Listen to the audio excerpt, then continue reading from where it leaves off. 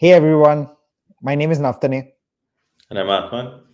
and we are First Slip, Second Slip. So, we're coming to you after India's win in Perth, the first of the five test series of the Border Gavaskar Trophy 2024-2025. And coming into this series, I personally had my heart broken with New Zealand's 3-0 loss. Nobody gave India a chance of winning this series. Australia still are a pretty great side, even though we witnessed a demolishing in the first test. Predictions ranged from anywhere from 5-0, 4-0, 4-1 to India's best case scenario losing the series 3-2. Um, the spot in the World Test Championship final is in play. And out of nowhere, we got brilliance from Kohli, brilliance from Jaiswal, brilliance from Bumrah, and a bunch of new players coming in and filling big boots. And we won the series. We won the test match 1-0. Going into Adelaide, we have a fairly good shot at this series right now. And I just wanted to throw this to Atman. Atman, how do you feel? I feel like good and confused at the same time because I think not only was it, a hugely demoralizing loss at home to New Zealand, all of those losses were quite comprehensive. And I Yeah. think a lot of things that we had gotten used to in India's home victories, which had become somewhat routine, didn't happen. And then you head into this series and you lose the captain for the first game, and you also find out on the day before or like 2 days before the game that not only are Ashwin and Jadeja both fit, they both aren't playing and they're Yeah. not in the squad, and you have you know a somewhat left field selection of like a hugely left field selection of Nitish Kumar Reddy, who's largely an IPL product as far as most of us are concerned. And Yep. I think that just added and with the new coach still settling in and a couple of like reversals before this, it just felt like the perfect storm for a very much more typical first test match in Australia from for those of us who grew up in the 90s watching cricket. I Yes. think that's what we were expecting, and especially after the first two sessions of the first day, I think like all of our worst fears were coming to life, and it was just an almost unbelievable turnaround from them.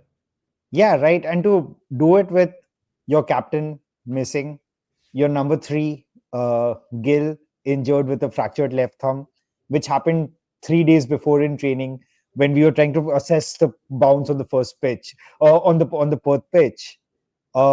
Coming in with your number four, Kohli's form being questioned after a 70 run for second innings in Bangalore was his highest score in the last three test matches. Um, with two of your best spinners missing out, Nitish Kumar Reddy, Harshit Rana being debutants. India's long been searching for a Hardik Pandya replacement, and that's what we were hoping from Reddy, to be honest. Uh, Shami not playing because of injury. There were a lot of questions around the 11.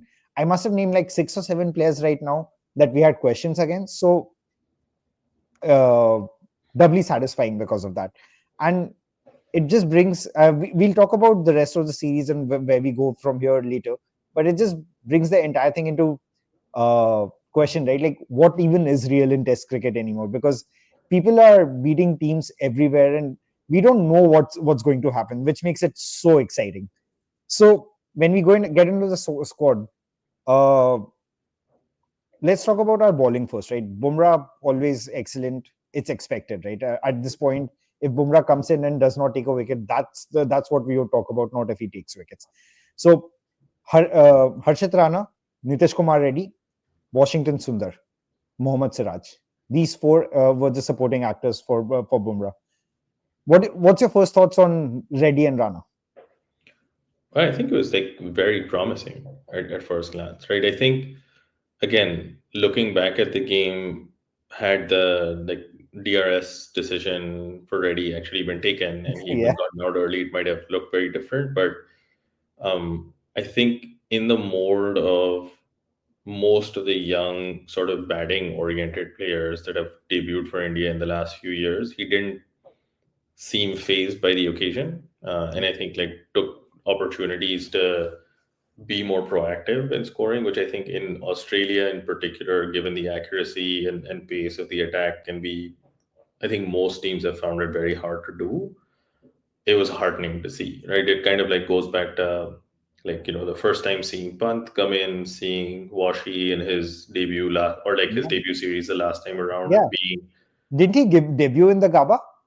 I think he did, right? Yeah. Like, and then it's like these are all like um I think maybe we should stop being surprised by the fact that they're like much more attacking than we would expect, and in a way that seems to work for them and doesn't necessarily seem Yeah. out of place. And I think like going back to, I think I was looking at Pakistan's batting until their more recent series until England. There'd been like a distinctive lack of aggressive intent, and you look at the other end of the spectrum of England, who are like extremely proactive for all Yeah. of their batters. I think that these guys seem to have struck an interesting balance between the two, and it's pretty consistent that then you guys do have a wider range of attacking shots and don't seem to be like cowed by the occasion even on debut.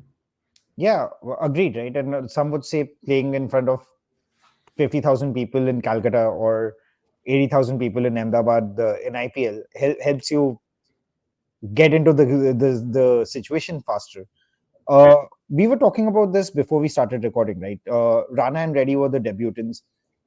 We were trying to jog back our memory to some of the more notable, surprising debuts that we've had in the past. You mentioned Sundar.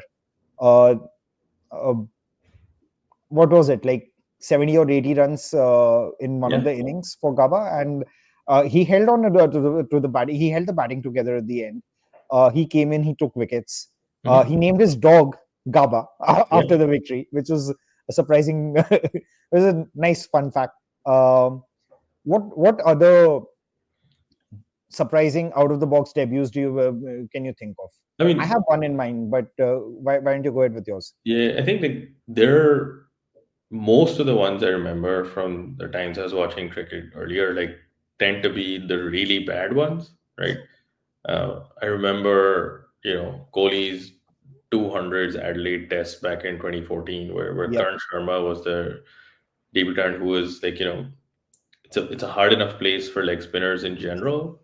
It's a really hard place for leg spinners to debut, Yeah. and it was a very batting friendly pitch with a very informed Australian batting lineup, and it was a bit of a deer in the headlight situation. Not that he was particularly bad compared to everyone else, but it's just that I think being in the spotlight as the sole spinner on a spin oriented pitch, the only spin oriented pitch, maybe along with Sydney in Australia, was notably bad for him and his career. I don't know if, like, in retrospect, had he debuted somewhere else, would he have done better? But it does, that's one I remember as being particularly problematic.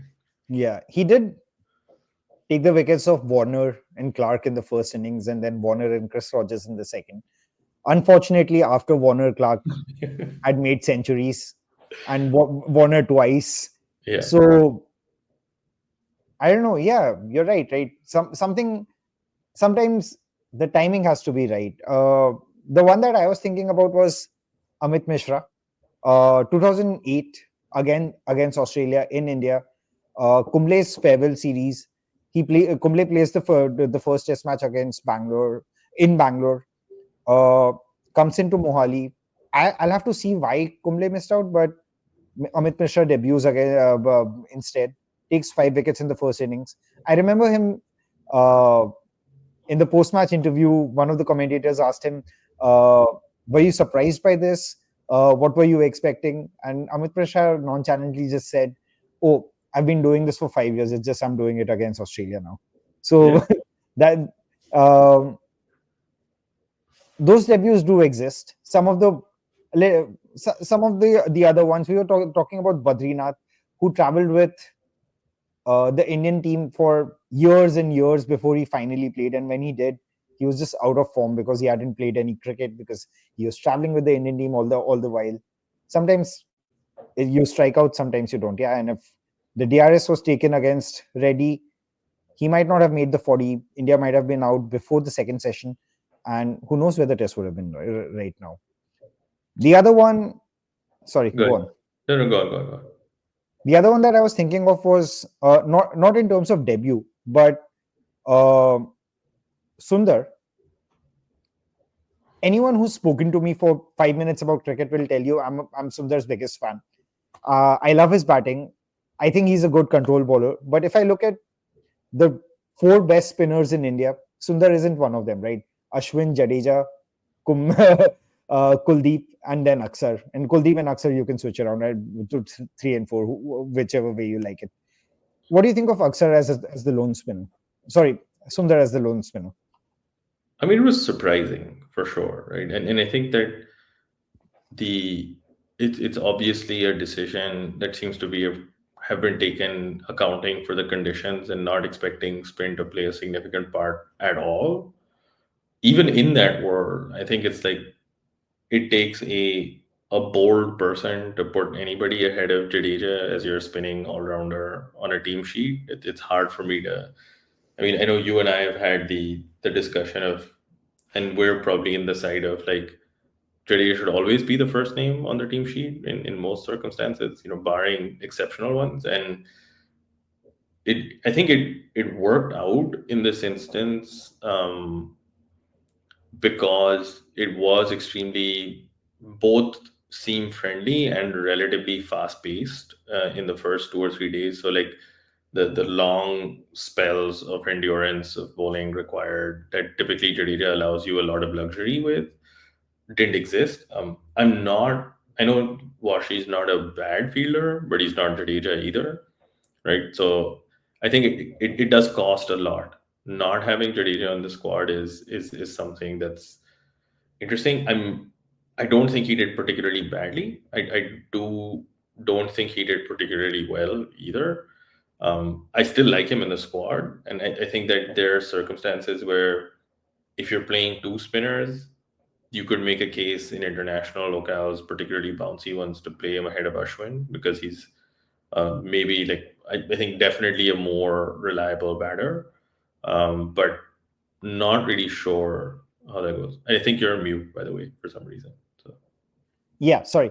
Yeah, especially outside India, mhm. Sundar is a much more reliable batter than Ashwin. And it's not about, oh, Ashwin should go right now, right? But Ashwin is 38, Sundar is 24.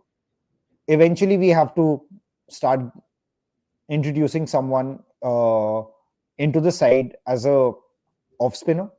Kuldeep and Aksar are not off spinners, and we will eventually need those long overs of spin from one end while we attack from the other end. And Sundar is tailor made for this, right? It could be a case of easing Ashwin out in terms of, oh, we still like you as our spearhead spinner. You should play these 10 matches, but for the other 4 or 5 matches that we have, we want to start grooming other people so that 2 years down the line, when you're 40, uh, you can we can look at a bait and switch, which does not create a gap in the team. Yeah, I think so, and I think there's a case. I think it's a question of balance, right? So like I think there's always the argument of the best team is always the best team for today, and not you're Yeah, not necessarily building a team for tomorrow all the time. That said, the other side of the argument is that you play the squad or like the 11 based on the situation, and yeah, you weigh the sort of net runs and wickets that you're likely to get from that. And I think in anticipation of, in particular, like the top order struggling in the early sessions of a test match in Australia, which seems to be like inevitable. I can't remember the last time a team went to Australia in their first test match, batted first, and did not lose 2 wickets in the first 15 overs. yeah, Right? I think that's like the quality of the bowling is so high, the adjustment required to the pace and the bounce is significantly higher. Maybe the Ashes 10-11 is the last time it happened when they lost, which was like a particularly good batting season, a particularly good England team, and a particularly weak Australian with side. with, with the Mitchell Johnson Yeah, first ball of the of the series, which went for five yeah. bites. Yeah. I think Hey, it's Ashwin, yeah, it's tough. do you Yeah, mind turning your camera off and on? Just restarting sure. your camera once. It seems to keep pausing in the middle, and we just Let me want try. to. Yeah. Okay, let's see if Hopefully, that. this works. We want people to see your face while you speak. Yeah, no, it yeah. So that's one I remember. So I think like the Sundar one, it's like I can stomach it in retrospect. I think it was a relatively low cost, unexposed Yeah. decision because of the nature of the game, but perhaps it was made in anticipation of the nature of the game as well. So to give the sort of think tank its credit, I don't want to like, and it wasn't like he's also like a somewhat proven quantity in Australia, in with a very limited sample size, but Yeah. I can get it, but it was really hard to think of an Indian team anywhere in the world without Jadeja in it if he's fit. Yeah. I mean, uh, one thing's for sure. Uh, uh, unless of like extreme circumstances, I don't think from either of us you'll get a lot of bashing or a lot of this is not how you should play the game bashing. Uh, no one is going to come in and say this man is not supposed to be in the Indian team and what is he doing here. Mhm. Uh, we both of us I think follow enough cricket to understand that sometimes you do everything right and then the first ball just bounces too high and you get a golden duck, or Yeah. sometimes you do everything right and then you still don't get wickets. So there's not going to be like a Sundar bashing or a Nitish Kumar Reddy bashing or anything over here. It's just our thoughts around playing Sundar versus while Ashwin and Jadeja were still for selection is what we are grappling with. And to be fair to what you just said, um, if you were to do it anywhere, Perth is probably the place that you would do it with because you don't expect your spinner to be your primary bowler at least in the first innings in Perth. Yeah, I think what was surprising was that the selection in the context of the Reddy selection, right? I think that Yeah, if they had played a combination of Jadeja and Sundar, I don't think anyone would have batted an eye as much because like there's yeah, already historical precedent for Ashwin not being the preferred.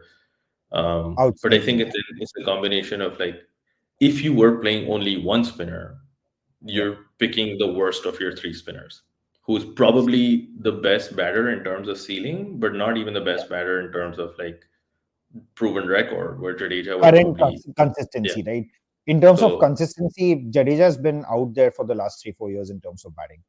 yeah, and I also think that particularly in what the reason why it surprised me was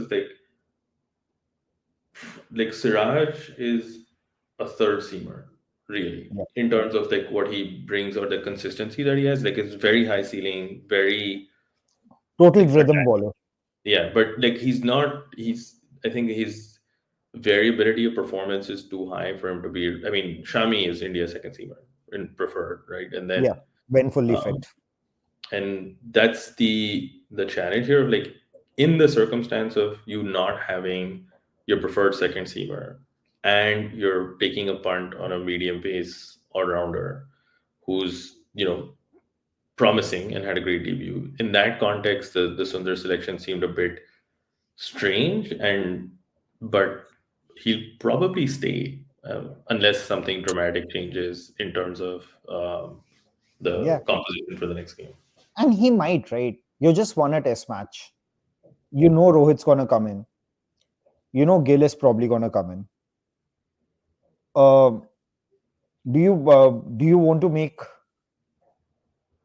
a third change or even a fourth change, right? In case you want to select, you want to get one of the other pacers such as Prasid Krishna or Akashdeep into the squad.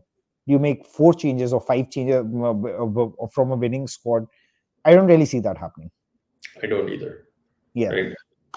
So before we move on, there were two other people who did not make a debut but are fairly new into Test cricket. Padikkal playing his second test match. Jurel probably his fourth or fifth. Um, your thoughts instead of Iswaran, who's been your designated backup opener for a couple of years now, I think, Mhm. and Sarfaraz, who, yeah, in the Pune and Bombay Test may not have looked that great, but did come off for 150, 150, like a century and a half in Bangalore on a bouncy wicket. Yeah, I don't know really. Like I like Jarrell, right? I think that there's the Jarrell Surfaraz one is an easier one to stomach because like I know Surfaraz to a limited degree. I don't know how organized he is against high Yeah, quality fast bowling on bouncy pitches, but I think Jarrell had done enough in the lead up games to convince yeah. players that he had like that organization needed.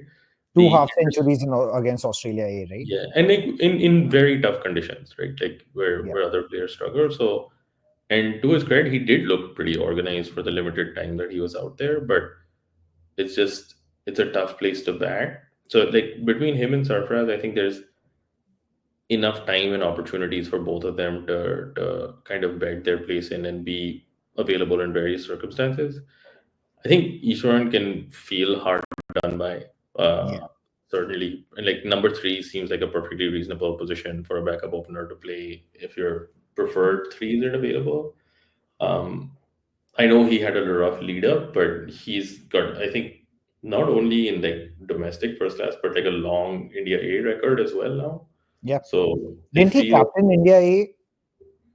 probably. Not this time, but earlier. I'm I trying to mean, remember. I'm almost certainly would have because he's like a senior player and like he's organized and tidy, scores a lot of runs. But like it just like I again, Padikkal was also one of those like super high ceiling players who's probably likely to do well, but it just felt a bit too much to ask of someone who's otherwise traditionally a middle like upper middle order but player, but still Yeah.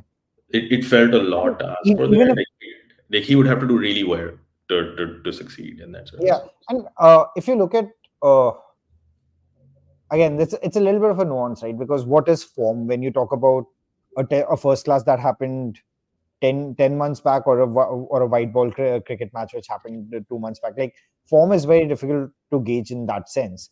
Uh, Particle, product of the IPL, uh, has a great white ball record, great IPL record. But if you look at his first class record, he averages in the low to mid 40s. Not Mhm. bad, but as Eastwarden is probably like 7 or 8 runs average higher than him, with a much wider body of first class matches played. So a little bit, I wanted to see Eastwarden, to be honest. Again, and it's something that we were talking about off camera, right? It reminds me of the S Badrinath situation, where we had this player who was averaging 67, 68 at that time in first class cricket, who we had in our traveling squad for close to at least 3 years, right? That middle order was packed with Dravid, Sachin, Lakshman, sometimes Ganguly, sometimes um, Kohli coming in. Yeah. Also, we had Sehwag and Gambhir on the top. Murli Vijay eyeing for a spot. He would play number three all the time. And then Badrinath just could not make into the team. And when he finally did, with injuries and retirements and stuff, he played two test matches, could not do well. He was just not playing enough cricket to consistently maintain his form, because all his cricket was in the nets with the Indian team. Not Yeah. He wasn't going and playing first class matches and stuff. If you're not going to play someone like Eastward, and let him go back and play the Ranji matches that are happening right now, right? Yeah. I mean, it's a tough one, right? Like I think Yeah, it's like there's the hard learned lessons of the last tour where like Australia is an unforgiving place yeah, and people get hurt, right? Like and people get tired and like I think yeah. it's a combination of the Sometimes heat. you have to bat on one leg for So you two have to hours. bat on one leg or with a broken back or like and then you have to have your third string seam attack play in the last test match of the series. Like it's there I think there's some knowing decisions that go into like retaining these core members, even if it's not in their best interest, it's in the best interest of the team from a Yep. security and availability standpoint. Yep. And I do think that there's, as the kind of like Jarrell showed and Rahul showed, like there's a premium to in conditions experience Yep. that seems to weigh a lot. And I think that they're likely to keep a deeper squad for the 5 test series in particular. Like Makes unless I think maybe if we get to the third or the fourth and he still hasn't had a game, they'll probably like be okay releasing him. But it's a tough ask. I think it sucks for him, to be yeah. fair. But I also think that it's a pragmatic decision to keep him around. Yeah, makes sense, right? When you're creating your squad, you need a backup opener, a backup middle order batsman. You just need them. Yeah. Uh so before we go into what's next with the next 4 test matches going to happen, I just want to take a couple of minutes and talk about 3 players. I personally just want to talk about one, but that's just me, which is Kohli. But I just want to take a couple of minutes and talk about 3 players. We're not going into analysis of how well they did or how amazing they are because we know that. Uh, Atman, But it Bumrah. was very like, I just put it this way. It's like there's a there's the inevitability about the Bumrah thing, but I think particularly coming off of a series against his bogey team, which is New Zealand for some reason, I Yeah, don't understand why. But um, in a circumstance where he was put in a position of captaincy, you're behind in the game yeah, to come up with what he came up with. And I don't know if it's so much so to the extent that I don't know whether it was his performance that inspired everybody else around them or whatever, but it was a very thorough collective performance, kind of it led was, by yeah, him in that situation. yeah, And it was very, very exciting to watch. yeah. And this was his second Test match as a captain. His first Test match as a captain, uh, we ran into what was the beginning of baseball. Yep. So that that we could almost discount. Uh, Coming in, yeah, the first day spell was insane. Uh, First 4 overs of Australia's second innings, or late on day three, amazing setup. But the one thing that I like the most, and he said this right before the match started in one of the Q&A sessions in the press conference, that as a captain, I know when I'm fit and I when I want to bring myself in, and I will use that. And when Travis Head and Mitchell Marsh were going strong, uh, it wasn't like India was going to lose that match. Right? Travis Head needed to score like 250 or something for us to lose this match. Uh, but he was going strong. He was finding form. He was on 89. At a certain point, Bumrah just said, "I've had enough. You've tried Siraj. You've tried Nitish. You've tried Harshit. It's just my turn now. I'm just gonna finish this. I want to go home and sleep." He comes in, balls a bouncer to Travis Head, balls 3 balls on the same length. 2 of them leave him. The other one just straightens just a bit to take the edge. It's like perfect cinema. Yeah. Like he's just saying, "You guys can't do it. I'll do it on my own." Yeah, it's kind of like from, again, I'm going to talk from an Indian perspective. It's like watching 2016 to 18 era Kohli, where like it just seemed like an inevitability every time he came out to bat that Yeah, it was good. And like it seems to have that aura with the ball right now. It's like there's, you wouldn't change a thing, right? Like yeah, it's fun to watch. It's exhilarating, and like I think that there's no amount of like, and people with a lot more words than us have done a lot more justice yeah, to what it is and still yeah. have come up short. It was really, I It's think, like, particularly from an away fast bowler in Australia perspective, it's pretty much as good as it gets. yeah, it reminds me of the first Marvel movie where Loki comes in and says, "I have an army," and Mhm. Tony Stark says, "We have a Hulk." Like, Correct. we have, as Indian fans, we can just say we have a Bumrah. Yeah, it is a luxury, right? Yeah, Like at this point, like, and it's kind of across formats, which is kind of crazy as well. If like yeah, he's yeah, just got something that makes him very hard to score off of and very hard to not get out to, right? yeah. Then obviously Jaiswal. I find it very interesting how people are just scared to mention how good Jaiswal is. Right? It's mentioned Rightfully in so. It You don't want sorry. to jinx it. You don't want to jinx Yeah, it. you don't want to jinx it. I'm not gonna try doing that. But like, what I've observed is people are like, okay, yeah, he's good, he's great, he has this intense backstory. We can get into it some other time, because uh, that alone is a 20-minute discussion of how I would have just crumbled in that situation, and most people would have. uh, People are just scared mentioning how good he can be in the next 5 years, and I get it. Like, we've seen some players struggle with the kind of fame and fortune being good at this game can bring you. And just he just bats. Yeah. He alters his game. He doesn't have one gear. I don't even know what to say about him. I think it's yeah, I remember you telling me before he debuted that this was the guy you were most excited to see, even more Yeah, so than Gill, who was like the other sort of yeah, cab of the ranks. But I think it's like, yeah, he doesn't seem overwhelmed. He seems, and he looks like he's getting better, which is kind of scary, right? Like he's developing more. And I think it's also a question of like the he started early in an era where like fame is part of the package and it's earlier, some of the exposures a lot early. I think this might be like one of the upsides of being an IPL star before you get yeah, into the Indian team is like you're just used to that kind of scrutiny a lot more. And like it's pretty brutal in the franchise circuit. You don't do well, your fans turn on you right away. So yeah. One it's a one tough thing. One day you're the biggest player in the IPL, making 12, 15 crore, 16 crore a year. Next day you're not picked up. Look at David Warner, And right? look at Hardik, man. He Or went yeah, through a full cycle from yeah, being, a beloved IPL winning captain to now being seen as a pariah in the yeah, Mumbai area. Who are like yeah. so That's true. it's a tough gig, and I think he's again. I think that there's an element of like you don't want to jinx him because he's that good, but he is obviously very good. Yeah, and I mean, yes, the IPL plays a big part. But with Jaiswal, this is what I found different, which is why I said before he debuted, this is the guy I want to see.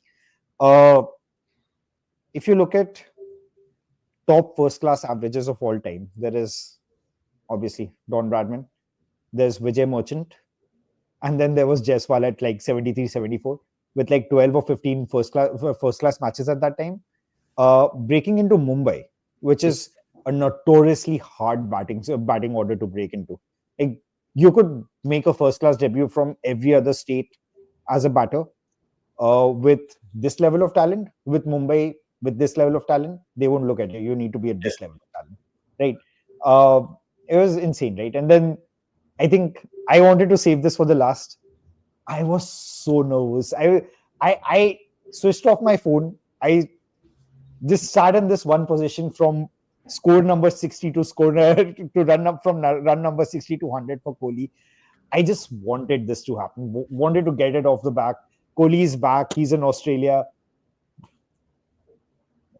Walk me through how I you mean, felt. for me, what I liked the most about it was that, sometimes these post long drought hundreds come at the expense of the match situation, or Yeah, like in a situation where like the yeah, player looks like he's struggling or trying to get over that hurdle. And I think, some people could rightfully complain about the Ahmedabad 100 a while ago of being like a little bit labored and maybe not, on a flat maybe chair. in the Yeah, knowledge that the game is kind of drawn and there already. But like yeah.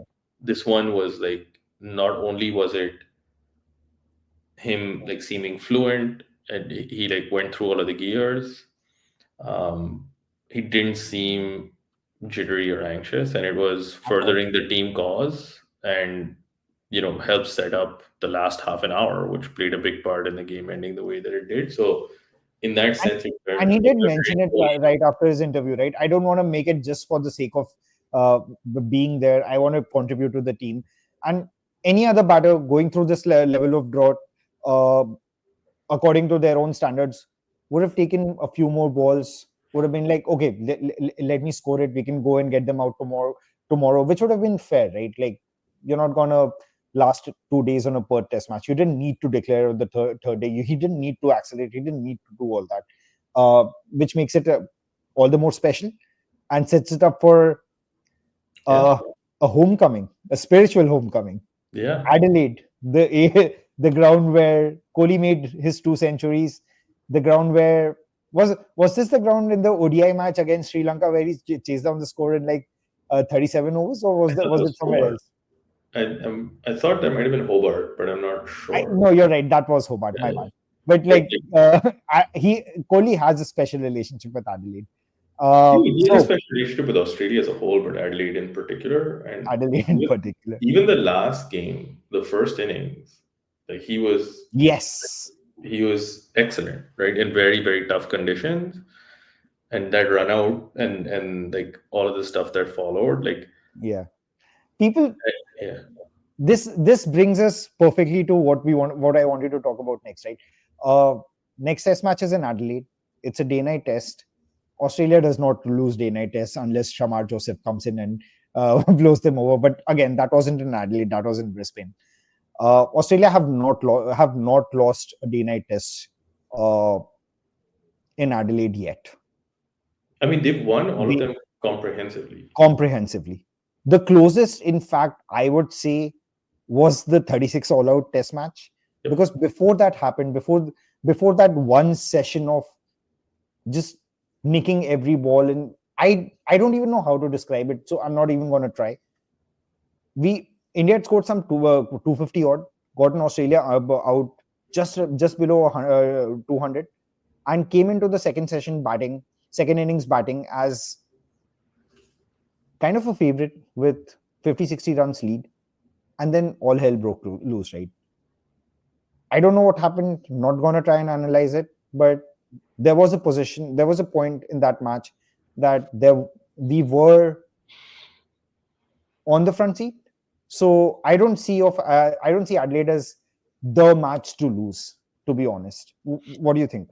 No, I mean, like, it's if you like, I think, yeah, barring that anomalous session in that one game, like m- most of India's, I don't think India has ever been comprehensively out of the game early at any point at all in Australia in the last three series, right?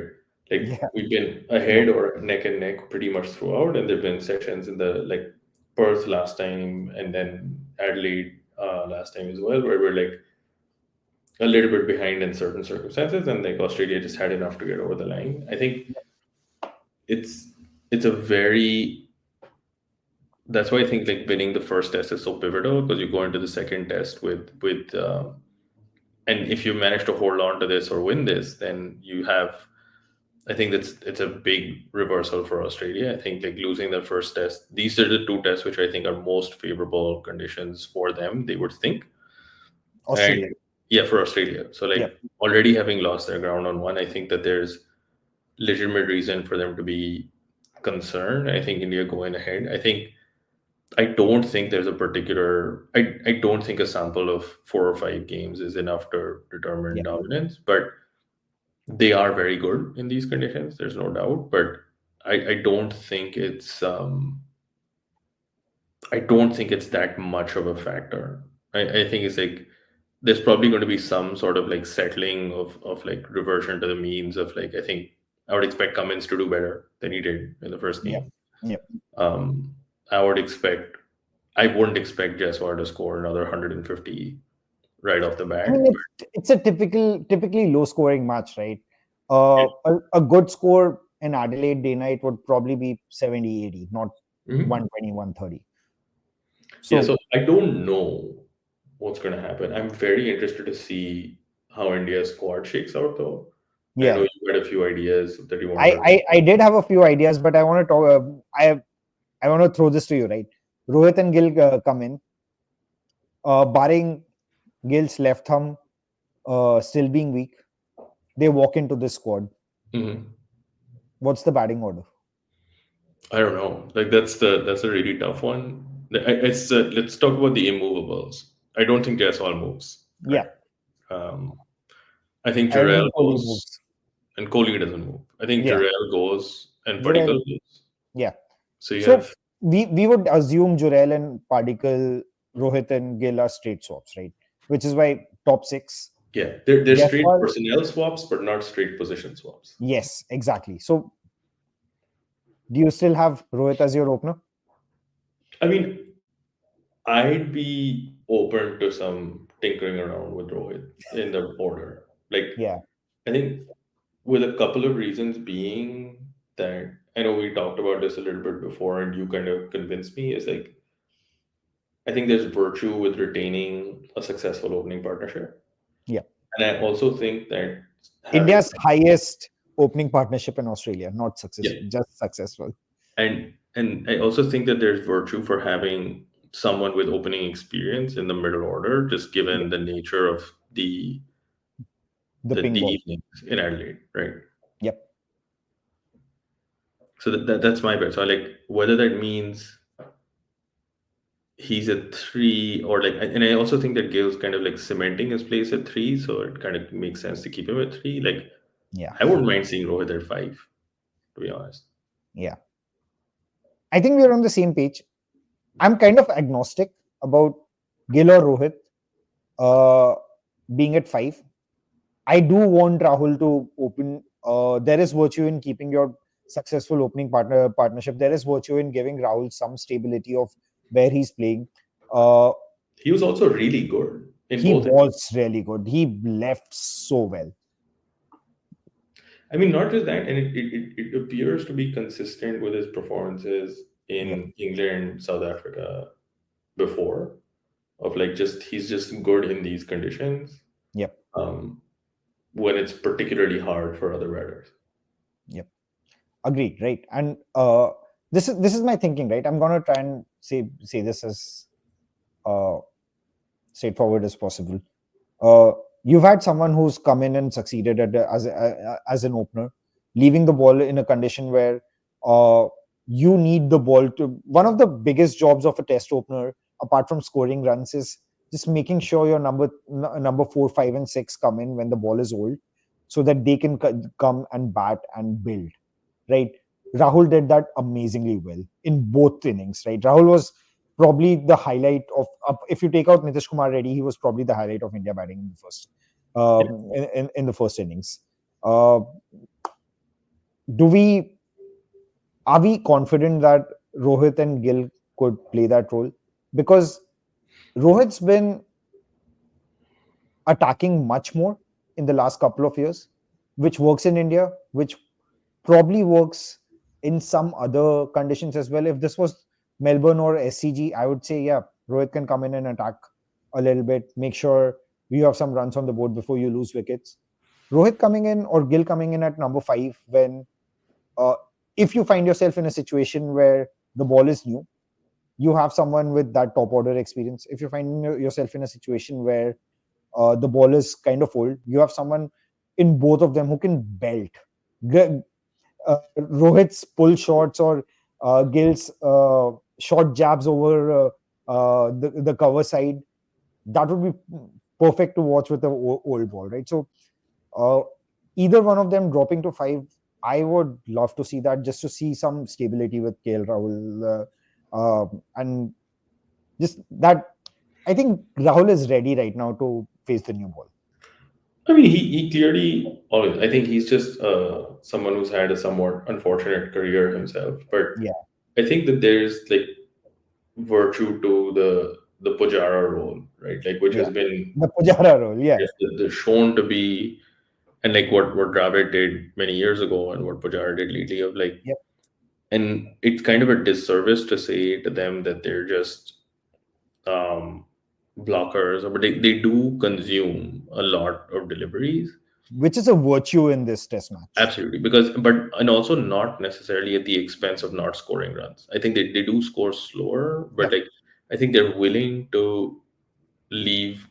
and able to leave and block more effectively than some of the Agreed. others who are more, I think, like have a more.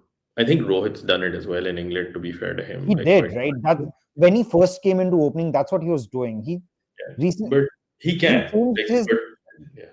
Yeah, I think he changed his game a couple of years back for a specific reason. This test series might not suit that reason. And it might, but probably not for like both openers at the same time, right? Yeah, Like I think like you already have a more aggressive foil in Jaiswal. You have, and I think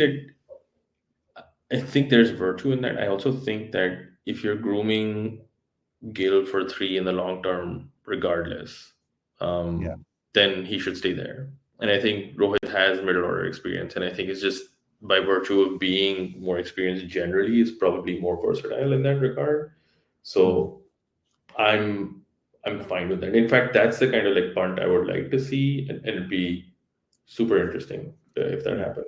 Last question over there, Atman. Do you think Gill is being groomed for number three or number four?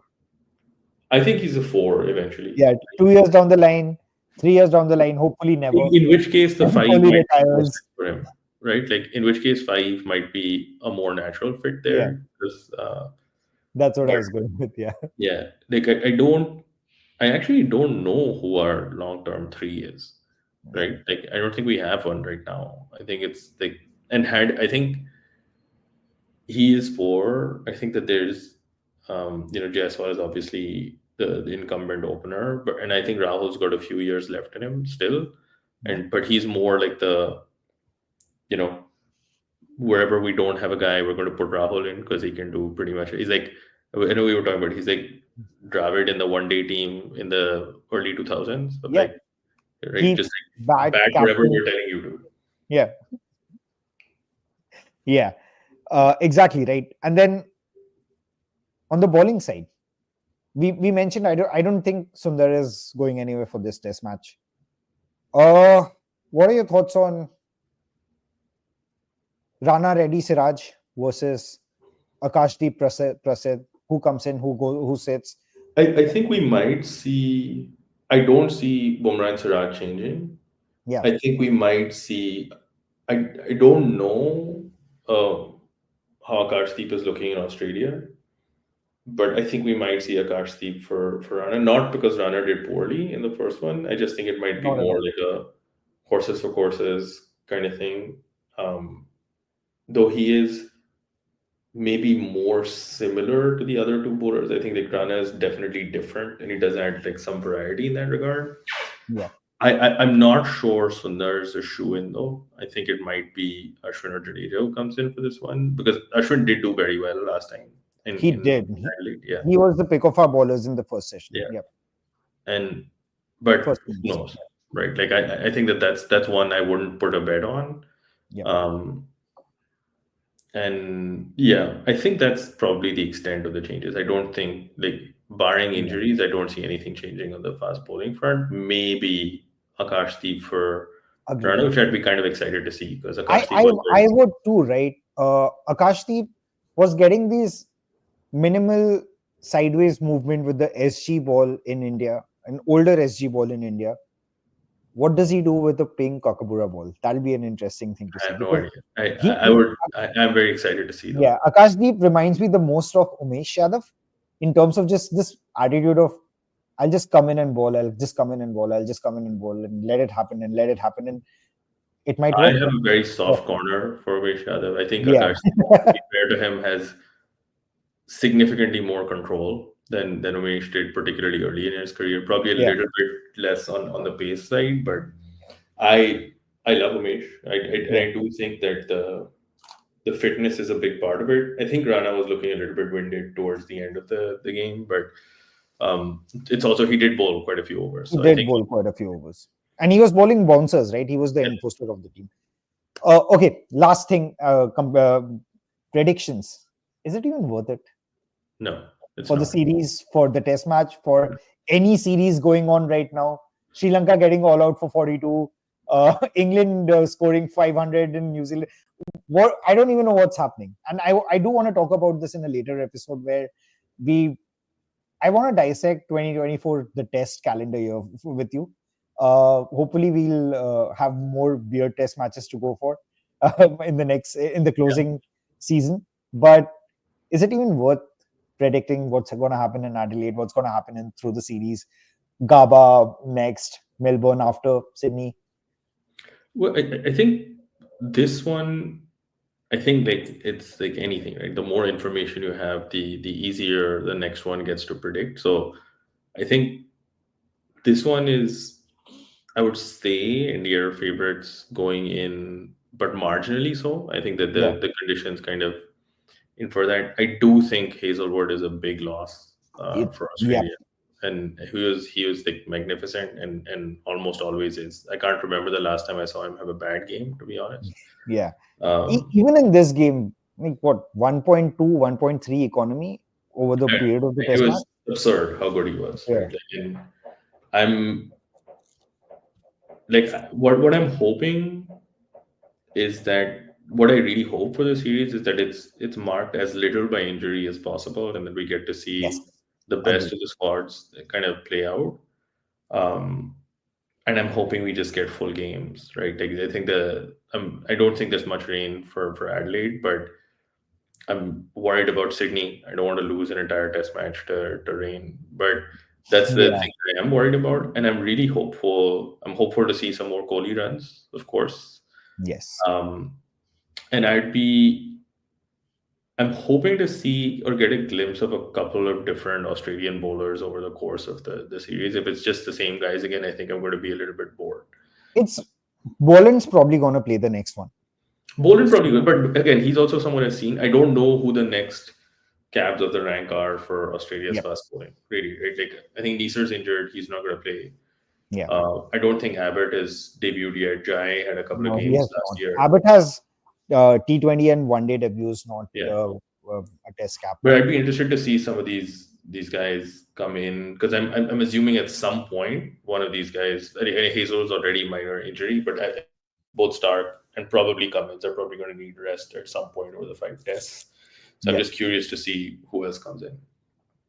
Agreed, right? I mean, even for India, it's a five test series. People will change. Let's see what happens. On that note, hopefully we can do this on a much happier note. 2 or 3 test matches down the line, which is probably when we'll see you guys. Thanks, Atman, for all the amazing analysis. Again, I'm Naftane. I'm This is Ahmed. and together we are first slip, second slip. Hopefully you like this content and keep coming back for more. Thank you.